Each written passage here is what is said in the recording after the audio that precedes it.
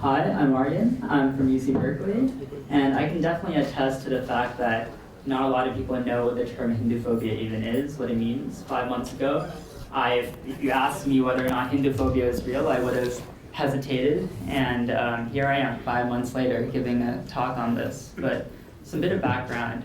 Some of you guys might have seen the terrible protests that took place at UC Berkeley in response to a Hindu speaker being invited. Terrible death threat chants and terrible videos coming out of there. And it was all against a Hindu speaker.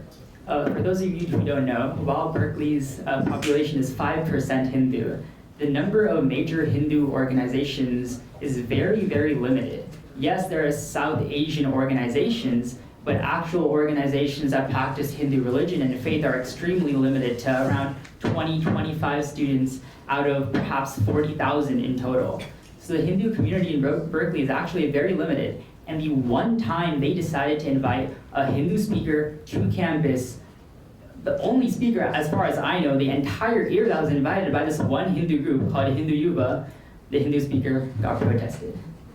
So the first time I saw this protest, and like I said, I didn't know Hinduphobia was a thing, I thought, okay, maybe it's just a protest against fascism, Hindu nationalism, whatever they want to call it. It's not against Hindus, it's a left versus right issue. And very quickly I came to realize that's not the case. I took a look at the manifesto and I went into depth on the manifesto. I brought a copy of it on a video I recently made with CoHNA online that you can find, and we looked at the quotations in the manifesto that these groups that were protesting, such as senators in the student government that were outside protesting our event. Keep in mind, we receive funding from these groups. And the Democratic Socialists of America, who are also protesting outside, explicitly stated that Hindus have never, ever faced widespread violence or genocide like other religious communities have. And they cite Jews, they cite Muslims. And it's not a battle here. We're not trying to fight, oh, we had more people die or we had less people die. How can you look me in the face and say that Hindus have never faced repression, have never faced oppression in foreign countries, locally here? I brought this magazine with me. My awesome mother bought a magazine from 1971. For those of you familiar, a genocide took place in 1971, the Bengali genocide. And she had no idea that it was even in here. I'm just a history nerd, so she likes to bring me old magazines. And it's a little bit graphic, so viewer discretion is advised.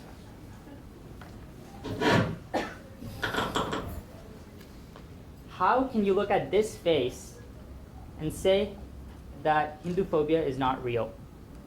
How can you go up to another student in Berkeley, wherever, it doesn't matter, and say that Hinduphobia isn't real? And there are more graphic images than this. I don't want to show all of it. The point is, you know, I walk to campus every day, and when we had these tents set up, we had Pakistan-occupied Kashmir flags, we were being dragged into issues that really we shouldn't be getting dragged into. They're not even related to us. And every single day I walk to class, I see that flag on their tents that they set up in front of Sproul Hall, in front of the windows of buildings. They put up the Pakistan-occupied Kashmir flag. Why do I have to go through that? Why do I have to walk past these things every day? And why can't people look me in the eye, look at this photo concurrently and say, Hinduphobia isn't real?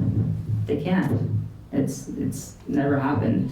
And so after I read that manifesto, I quickly realized that it's not about, it's no longer about politics. Like my friend here said, it's not about left versus right. It's about Hindus versus Hinduphobics, Hindu people who don't like Hindus.